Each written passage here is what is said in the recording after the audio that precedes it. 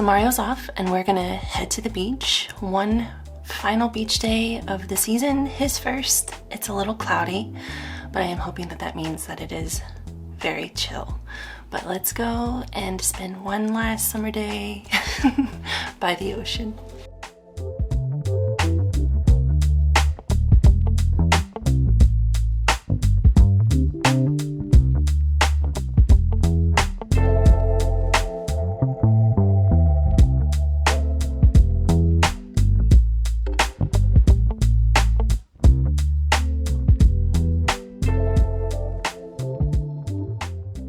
I love this in-between period, this time in the year that exists between seasons, where you can feel the end of one season and the beginnings of the next.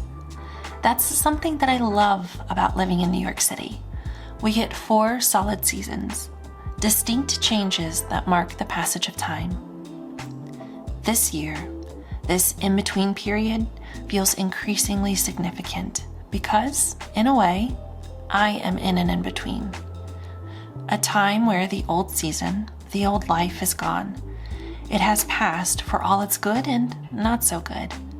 It is no longer where I am, and it is no longer a place I may dwell. And what is to be is not yet. I don't yet have a clear understanding as to how to get to where it is that I want to be, where I am supposed to be. But I know what it is that I would like. The life I desire to create for myself moving forward. With the change of seasons, it's never a clean transition. There are always some surprisingly cool early days and some shockingly warm late days. Days where the old season lingers or reemerges, and days where the new season provides a preview of what's to come. I find this to be true in this transition of my life. Some days, the old life grasps for relevancy. It whispers false promises of comfort. And yet, other days provide glimpses of the new life that are so strong, so vibrant, I can see exactly what it is that is possible, what may come in this new season, my second half. We know that with all things, there is no going back. The seasons change to keep the earth in a constant state of rebirth. And the same is true for us if we will allow the discomfort, the falls and winters that bring forth the springs and summers. If only our seasons were as predictable as the earth's. But perhaps this difference is something to relish, to celebrate, because it means that we are not beholden to the orbit of a celestial body, but instead may it unfold whenever our soul declares it is time.